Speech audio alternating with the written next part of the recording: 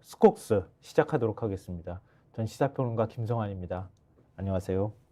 안녕하십니까. 네. 우리 둘이 인사하는 것 같네요. 아, 네. 그러게요. 이거 맞절하는 느낌이야. 네, 미팅하는 것 같네요. 네. 전 시사평론가 김민하 씨입니다. 이걸 좋아하신다네요. 네, 여기서 막 어버버 하고 있는 저희 둘의 모습을 즐긴다는 지금 제보가 네, 제작진으로부터 전달이 됐습니다. 네. 좋으신가요? 네? 이게? 네. 여기 누가 있어야 되는데 없는 이 감사합니다. 상황이 좋으신가요? 네. 네. 좋으시다면 더 어버버 해야죠. 더 어버버 하겠습니다. 네, 알겠습니다. 죄송합니다. 갑자기 목이 메네. 자, 오늘 신문 소식을 전하기 전에 신문 소식하고도 연결이 되지만 굉장히 흥미로운 소식이 하나 속보로도 전해지기도 했고 앞으로도 사안이 좀 커질 것 같은데요. 굉장히 이게 신문에서 일반적인 이런 현상을 발견하기는 좀 쉽지 않은데요. 구독자분들께서는 신문이 이렇게도 하는 거야? 이렇게 생각하실 게 있을 것 같아요. 먼저 동아일보 일면 기사를 저희가 보여드리도록 하겠습니다. 네. 오늘 아침에 저희가 여기 와서 본 신문의 일면이 이랬어요. 네. 동아일보 일면이. 사진을 찍어가지고 왜냐하면 네. 지금 이미지를 인터넷에 올리지 않았기 때문에 네. 저희가 그냥 대충 사진을 찍어서 올렸기 때문에 조금 화면이 그래요. 그렇죠. 만약에 동아일보를 네. 집에서 받아보시는 분들이 있다면 네. 내가 집에서 받은 신문 저거 맞는데 라고 하시는 분도 있지만 아닌 분들도 있을 내가 거예요. 받은 신문은 저게 아닌데 라고 하는 분도 있을 겁니다. 이 계급 차이인가요? 광화문 근처에 사시는 분들은 아마 새롭게 바뀐 지면을 보셨을 거예요. 그럴 수 있죠. 흔히들 이제 언론계에서 광화문판이라고 불리는 가장 신문이 마지막 판을 찍었을 때 나오는 신문이 있거든요. 그거는 배달 시간이 걸리기 때문에 광화문 근처에 관가를 중심으로 해서만 신문을 이제 보내줄 수 있거든요. 근데 보통 가정에서 배달하는 신문을 보신 분들께서는 저 신문을 아마 보셨을 가능성이 매우 높아요. 근데 그러면은 신문을 어떻게 바꿨는지 한번 보시겠어요? 이게 판가리를 한 다음에 나온 신문입니다. 이게 광화문판으로 보여요, 보니까. 그러니까 여기서 이제 저희가 얼마나 열심히 노력하고 있는가를 아셔야 되는데 네. 사무실에 와서 본 일면은 저건데 어떻게 바뀐지를 어떻게 알았느냐. 저희가 그러니까 얼마나 꼼꼼히 확인을 하고 있는 겁니까? 그럼요. 어떻게 바뀌었는지까지도 다 확인해서 여기서 말씀을 드리고 있는 거예요, 지금. 이렇게 판가리까지 한 걸 설명하는 데는 아마 여기 스콕스밖에 없을 거예요. 그렇죠. 알아주셔야 되는데 그거를. 네. 다시 그거 지면 좀 보여주시겠어요? 네. 제목을 읽어드릴게요. 사전투표소 8곳에 불법 카메라, 40대 유튜버 수사. 이게 동아일보 단독이라고 해서 마지막 판에 이 기사를 넣어서 판가리를 딱 한 거예요. 이 이슈가 커질 것 같아서 저희가 이 판가리까지 과정까지 설명드리면서 말씀을 드린 건데요. 이 기사 내용만 보시면 제목만 보셔도 좀 아실 것 같은데요. 사전투표소가 설치될 예정인 경남 양산시하고 인천 계양구 또 남동구의 행정복지센터 8곳에서 불법 카메라가 각각 한 대씩 발견됐다고 합니다.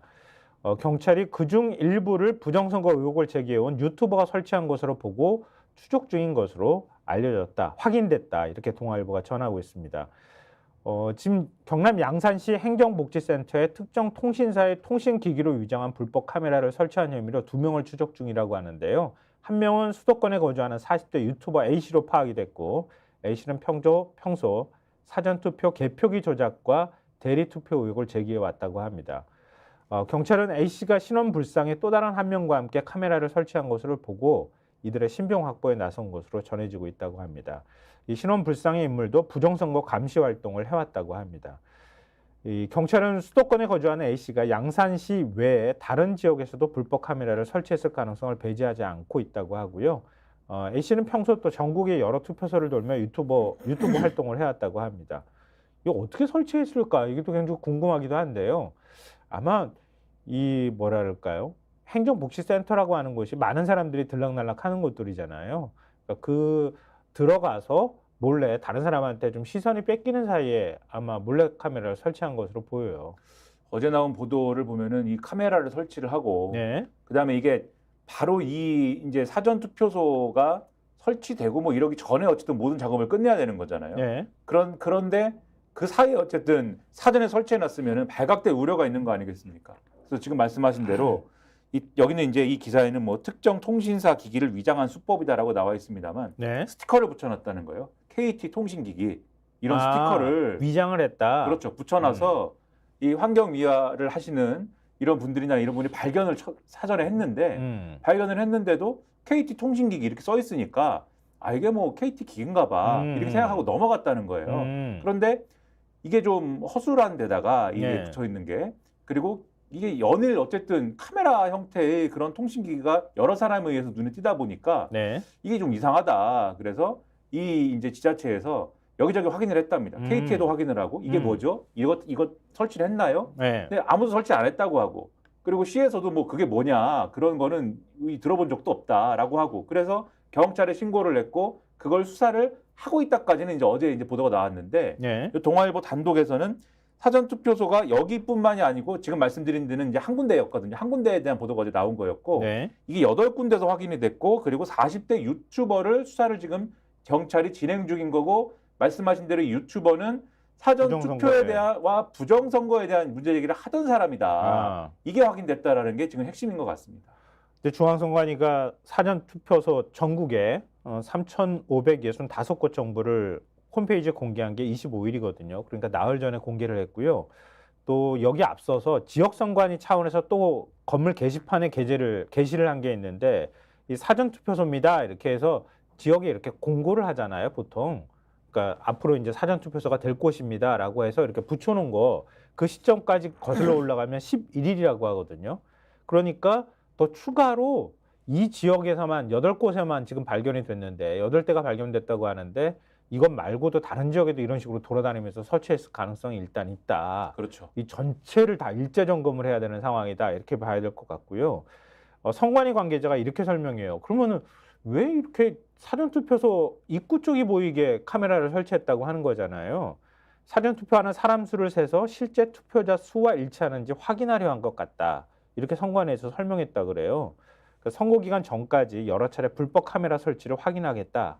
뭐 이렇게 얘기를 하고 있다고 합니다. 그러니까 지금 말씀하신 의도대로면 이 사전투표소를 촬영을 해서 부정선거가 이루어지고 있다라는 증거를 잡으려고 한 거죠, 이 사람은. 그쵸, 한 군데서만 잡혔다 그래도 난리 그렇죠. 나는 거잖아요. 그리고 이걸 막 유튜브로 막 방송을 계속 그 실시간 송출을 하든지 뭐 이래가지고 많은 어떤 호응을 얻으려고 한 그런 것이 아닌가 의심이 되는데 문제는 이게 보여주는 정치적 맥락이 또 있다는 거죠. 그렇죠. 그만큼 보수층에는 지금 이 보수 유권자층 특히 이제 좀 극단적인 어떤 그러한 지향을 가진 분들일수록 여전히 사전투표에 대해서는 뭔가 부정선거의 어떤 단초가 될 수 있어 이런 불안감을 갖고 있다라는 건데 그걸 보여주는 어떤 사례로 볼 수가 있는데 그게 국민의힘한테 좋은 상황이냐 그렇지 않다는 거죠.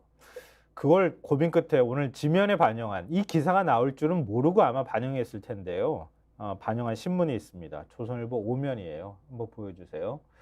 과거와는 달리 사전투표 독려하는요. 이 기사인데요. 그러니까 국민의힘에서 지금 사전투표 예전에는 사전투표는 좀 젊은 층이 많이 가서 하고 그 다음에 이제 본투표를 한다 이렇게 얘기를 했고 사전투표를 국민의힘에서 독려를 하게 되면 전체 투표율이 올라가는 현상이 나타나기 때문에 국민의힘은 사전투표를 독려하지 않았잖아요. 근데 이번에는 이상하게 사전투표를 독려하고 있다 이런 얘기거든요. 근데 사전투표 부정선거 의혹이 제기가 되면 국민의힘 성향의 지지자들이나 아니면은 상대적으로 고령층이나 이런 분들은 본투표를 선호하는 현상이 나타나는데 그러면은 사전투표 이번에 가서 좀 많이 해주십시오 이렇게 얘기를 하고 있지만 그 전략이 완전히 틀어지게 된다는 거 아니에요? 그렇죠. 그리고 이게 사실 조선일보가 이런 기사도 쓰고 사전투표가 중요하다라는 메시지를 국민의힘 지도가 계속 발신하는 데에는 다 이유가 있습니다. 그러니까 사전투표를 하는 비율은 계속 높아지고 있는 거잖아요. 네, 그렇죠. 이전까지 특정 이제 뭐 연도가 되기 이전의 선거 기간에는 젊은 층이 많이 하고 이 투표일에는 놀러 간다 이런 개념이었지만 이제는 뭐 연령대 상관없이 일단 사전 투표를 먼저 해놓자라는 분위기가 일반화되고 있는 상황에서 이게 본 투표일에 무슨 일이 생길지 모르는 건데 사실 결국은 투표일을 넉넉 잡고 한 3일 정도를 어쨌든 이 상정하고 있는 그러한 유권자와 난 사전 투표는 절대 안 할 거야. 딱 하루에 승부를 볼 거야. 라고 생각하는 유권자 중에 누가 더 투표하기에 유리한 것이냐. 누가 더 투표율을 높일 수 있는 그러한 사람인 것이냐를 생각을 해보면 답은 뻔하다는 거죠. 근데 그런 상황에 사실 당이 이 사전 투표에 대해서 태세가 준비가 안 됐다라고 보이는 그러한 상황들이 계속 나타나는 거예요. 지금 이 사건도 그렇고 이게 한번 난리가 났어요. 이 어저께 네. 그러니까 선거운동 첫날이지 않습니까? 네. 국민의힘 선거대책위 종합상황부실장인 홍석준 의원이 이런 얘기를 했어요. 기자들이 막 물어봤습니다. 그러니까 지금 투표율이 핵심 변수다 또 이런 얘기 나오잖아요. 사실 맞아요. 오늘 중앙일보 1면을 보시면은 뭐 얘기가 조금 새는데 제가 새더라도 얘기를 할게요. 중앙일보 1면을 보시면 이 지금 이제 총선 막판 변수가 4가지가 있다라고 하는 그러한 기사를 썼는데 첫 번째로 꼽은 게 투표율이에요. 역대 선거나 이런 것들을 보면은 뭐 여러 이 반론도 있습니다만 결과적으로는 투표율이 높을 때 민주당이 유리했다. 그래서 여기에 대해서 이번 총선에도 투표율이 55% 이하면 국민의힘이 65% 이상이면 민주당이 우세할 거라고 전문가들이 전망을 한다. 그러면서 이 박성민 정치 컨설턴트의 발언 인용하는데 만약 투표율이 55% 이하면 고령층 투표 영향력이 커져서 국민의힘에 유리할 수 있다. 이렇게 전망을 하는데 그러면은 이런 이 개념이 있는 상황에서 기자들이 물어볼 거 아닙니까? 국민의힘 선대위에 네. 투표율을 높여야 되는데 그래 이번에 사전투표를 독려할 건가요? 이렇게 물어봤어요. 왜냐하면 그게 말씀하신 대로 쟁점이잖아요. 사전투표를 열심히 하자고 할 건가. 근데 홍석준 의원 이분은 불행하게도 이번에 공천을 받지 못했어요. 유영하 변호사한테 밀려가지고 그래서 이게 시스템 공천이냐 막 항의하던 분인데 지금 선대위의 종합상황부실장이란 말입니다. 답변을 했습니다. 이 사전투표를 독려하실 건가요? 그랬더니 일부 지지자들이 사전투표에 대해 이 문제를 제기를 해서 사전투표 독려까지는 하진 않을 생각입니다. 이래가지고 난리가 났습니다. 국민의힘이. 스픽스는 말하는 언론입니다. 대세는 유튜브, 그중에서 스픽스.